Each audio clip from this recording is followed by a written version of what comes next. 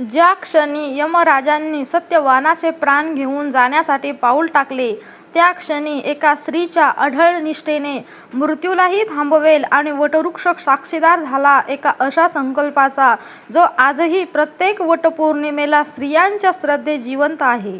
ज्येष्ठ महिन्यातील पौर्णिमा. निसर्ग हिरवाईने नटलेला होता.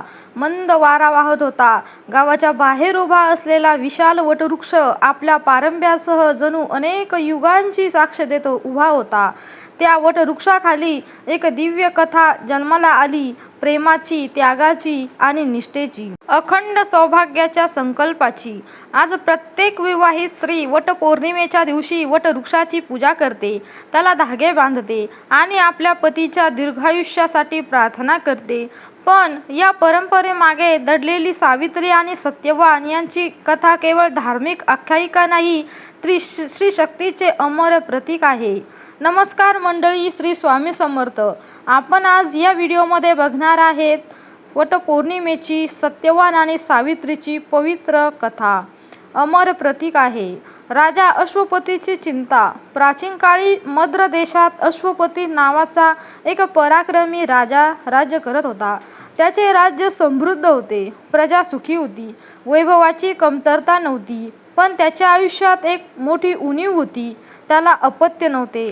राजा आणि राणी मालवी अनेक वर्ष संततीसाठी देवांची आराधना करत होते. अखेर राजा अश्वपतीने देवी सावित्रीची कठोर तपश्चर्या केली. 18 वर्ष अखंड उपासना केल्यानंतर देवी प्रसन्न झाली. देवी म्हणाली, राजन, तुझी भक्ती मला भावली आहे. तुला एक तेजस्वी कन्या प्राप्त होईल. ती जगात आदर्श स्त्री म्हणून ओळखली जाईल. काळानुसार राणीला कन्यारत्न झाले. देवीच्या कृपेने जन्म झाल्यामुळे तिचे नाव ठेवण्यात आले सावित्री. सावित्रीचे बालपण. सावित्री अत्यंत बुद्धिमान, सुंदर आणि तेजस्वी होती. तिच्या सौंदर्याची कीर्ती दूरवर पसरली होती. पण ती केवळ रूपवती नव्हती, तिच्याकडे ज्ञान, करुणा, धैर्य आणि विवेक यांचाही अद्भुत संगम होता. ती मोठी होत गेली तशी तिचे तेज वाढत गेले. अनेक राजपुत्रांनी तिच्याशी विवाह करण्याची इच्छा व्यक्त केली, परंतु तिच्या तेजामुळे अनेक जण तिच्याजवळ येण्याचे धाडसही करू शकले नव्हते. राजा अश्वपती चिंतेत पडला. एके दिवशी त्याने सावित्रीला बोलावले. पुत्री, आता तुझ्या विवाहाचा विचार करण्याची वेळ आली. तू स्वतः योग्य वर शोध. सावित्रीने पित्याची आज्ञा मान्य केली. सावित्री अनेक राज्यांमध्ये फिरली, अनेक राजकुमार पाहिले, पण तिच्या मनाला कोणी भावले नाही. एका दिवशी ती जंगलातील एका आश्रमात पोहोचली. तिथे तिने एक तेजस्वी युवक पाहिला. ते साध्या वस्त्रामध्ये होता. त्याच्या चेहऱ्यावर विलक्षण शांतता होती, डोळ्यांत करुणा होती आणि व्यक्तिमत्वाचं तेज. तो होता सत्यवान. सत्यवान जंगलात राहणाऱ्या द्युमत राजाचा पुत्र होता. द्युमत्सेन पूर्वी राजा होता, परंतु शत्रूंनी त्यांचे राज्य हिरावून घेतले होते. अंधत्व आल्यामुळे तो पत्नी आणि मुलासह वनात राहत होता. सत्यवान आपल्या अंध आई वडिलांची सेवा करत होता. त्याचा साधेपणा, कर्तव्यनिष्ठा आणि विनम्रता पाहून सावित्रीच्या मनात त्याच्याविषयी आदर निर्माण झाला आणि त्या आदराने रूपांतर प्रेमात झाले. तिने सत्यवानालाच पती म्हणून निवडले. नारदाचा इशारा. सावित्री परत राजवाड्यात आली. तिने आपल्या पित्याला निर्णय सांगितला. योगायोगाने त्याच वेळी देवर्षी नारद राजदरबारात आले होते. राजाने त्यांना सत्यवानाबद्दल विचारले. नारद म्हणाले, सत्यवान गुणी आहे, धर्मात्मा आहे, पराक्रमी आहे, पण त्याच्या आयुष्यात एक मोठे संकट आहे. राजा घाबरला. काय संकट? नारद गंभीर स्वरात म्हणाले. आजपासून बरोबर 1 वर्षानंतर त्याचा मृत्यू होणार आहे. दरबारात शांतता पसरली. राजा अश्वपती म्हणाला, पुत्री, दुसरा वर निवड. परंतु सावित्री ठाम होती. ती म्हणाली, एकदा निवडलेला पती मी बदलणार नाही. स्त्रीचा निर्णय एकदाच होतो. तिच्या निर्धारामुळे सर्वांना नमावे लागते. विवाह आणि वनातील जीवन. सावित्री आणि सत्यवान यांचा विवाह झाला. राजवैभव सोडून सावित्री वनातील आश्रमात राहू लागली. ती सासू सासऱ्यांची सेवा करू लागली. तिच्या प्रेमामुळे संपूर्ण आश्रम आनंदाने भरून गेला. परंतु तिच्या मनात नारदाच्या भविष्यवाणीची आठवण कायम होती. प्रत्येक दिवस जात होता आणि मृत्यूचा दिवस जवळ येत होता. संकल्पाची सुरुवात. भविष्यवाणीतील दिवस जवळ आला. 3 दिवस शिल्लक असताना सावित्रीने कठोर व्रत सुरू केले. तिने अन्न पाणी त्यागले, रात्रंदिवस प्रार्थना करू लागली. तिने मनोमन संकल्प केला, माझ्या पतीवर येणारे सगळे संकट माझ्या निष्ठेच्या बळावर दूर करीन. त्या संकल्पांचा साक्षीदार होता वटवृक्ष. तो नियतीचा दिवस अखेर तो दिवस उजाडला. सत्यवान लाकडे आणण्यासाठी जंगलात निघाला. सावित्रीही त्याच्या सोबत गेली. जंगलात पोहोचल्यानंतर सत्यवान झाडावर चढला. अचानक त्याला चक्कर आली. तो खाली उतरला आणि सावित्रीच्या मांडीवर डोके ठेवून पडला.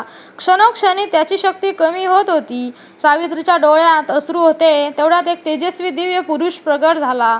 तो होता यमराज. यमराजाचे आगमन. यमराजांनी सत्यवानाचा प्राण आपल्या पाशात घेतला आणि दक्षिण दिशेला निघाले. सावित्री त्याच्या मागे चालू लागली. यमराज म्हणाले, सावित्री, इथपर्यंत ये, मृत्यूनंतर कोणी सोबत येत नाही. सावित्री शांतपणे म्हणाली, जिथे माझे पती जातील तिथपर्यंत जाणे हा माझा धर्म आहे. यमराज तिच्या निष्ठेवर प्रसन्न झाले. पहिला वर. यमराज म्हणाले, माग एक वरदान. सावित्री म्हणाली, माझ्या सासऱ्याची दृष्टी परत मिळू दे. तथास्तु. यमराज पुढे निघाले, पण सावित्री चालत राहिली. दुसरा वर. यमराज पुन्हा म्हणाले, आता परत जा. सावित्री म्हणाली, धर्माच्या मार्गावर चालणाऱ्याचा त्याग करणे योग्य नाही.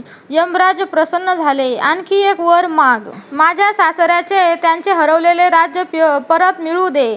तथास्तु. तिसरा वर. सावित्री पुन्हा चालत राहिली. यमराज आश्चर्यचकित झाले. आणखी एक वरदान माग. सावित्री म्हणाली, माझ्या पित्याला 100 पुत्र प्राप्त होत. तथास्तु. चौथा वर. यमराजाने पुन्हा सांगितले, आता परत जा. सावित्री म्हणाली, सज्जनांचा सहवास कधीही व्यर्थ जात नाही. यमराज अधिकच प्रसन्न झाले. आणखी एक वरदान माग. सावित्री म्हणाली, मला सत्यवानांपासून 100 पुत्र प्राप्त होत. यमराज म्हणाले, तथास्तु. बुद्धीचा विजय. वरदान दिल्यानंतर यमराज पुढे गेले, परंतु काही क्षणांनी त्यांना आपल्या शब्दांचा अर्थ लक्षात आला. जर सावित्रीला सत्यवानापासून पुत्र व्हायचे असतील तर सत्यवान जिवंत असणे आवश्यक होते. यमराज तिच्या बुद्धिमत्तेवर आणि निष्ठेवर मोहित झाले. ते म्हणाले, सावित्री, तू पतिव्रतेचे सर्वोच्च उदाहरण आहेस. मी सत्यवानाचे प्राण परत देतो. असे म्हणत त्यांनी सत्यवानाला जीवनदान दिले. वटवृक्षाखाली पुनर्जन्म झाला. क्षणात सत्यवानाच्या शरीरात प्राण परत आले. तो जागा झाला. जणू गाढ झोपेतून उठल्यासारखा तो म्हणाला, मी इतका वेळ झोपलो होतो का? सावित्रीच्या डोळ्यात आनंदाश्रू आले. त्या क्षणी वटवृक्षाखाली मृत्यूवर जीवनाचा विजय झाला. संकल्पाची पूर्तता. घरी परतल्यावर सर्व वरदाने सत्य ठरली.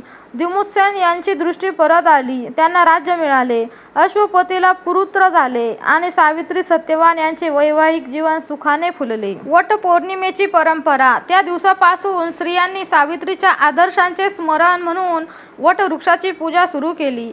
वटवृक्ष दीर्घायुष्य, स्थैर्य आणि अखंड जीवनाचे प्रतीक मानला गेला. त्याच्या पारंब्या जशा जमिनीत रुजून पुन्हा नवीन जीवन निर्माण करतात, तसेच वैवाहिक जीवनात प्रेम, विश्वास आणि निष्ठा कायम राहावी अशी प्रार्थना केली जाऊ लागली. वटपौर्णिमेची कथा केवळ पतीच्या दीर्घायुष्याची प्रार्थना नाही, ती शिकवते संकट कितीही मोठे असले तरी धैर्य सोडू नये. प्रेमात निष्ठा आणि विश्वास असला तर अशक्यही शक्य होते. बुद्धिमत्ता आणि संयम हे सर्वात मोठे सामर्थ्य आहे. स्त्री ही केवळ कुटुंबाचा आधार नसून संस्कृतीची वाहक आहे. दृढ संकल्पासमोर नियतीलाही नमावे लागते. आजही ज्येष्ठ पौर्णिमेच्या दिवशी जेव्हा स्त्रिया वटवृक्षाभोवती फेऱ्या मारतात, धागे बांधतात आणि अखंड सौभाग्याची प्रार्थना करतात, तेव्हा त्या केवळ एक व्रत करत नसतात, त्या सावित्रीच्या अढळ निष्ठेला प्रणाम करत असतात. वटवृक्षाच्या विशाल छायेखाली उभा असतो एक अमर संदेश. प्रेम जेव्हा श्रद्धेशी जोडले जाते, निष्ठा जेव्हा संकल्पात रूपांतरित होते आणि धैर्य जेव्हा संकटासमोर उभे राहते, तेव्हा मृत्यूलाही पराभूत करता येते. हीच आहे अखंड सौभाग्यासाठी केलेला वटवृक्षाच्या संकल्पाची अमर गाथा. तर मग भक्तमंडळी, तुम्हाला हा व्हिडिओ आवडला असेल तर व्हिडिओला नक्की लाईक करा आणि कमेंटमध्ये नक्की लिहा वटसावित्री पौर्णिमा.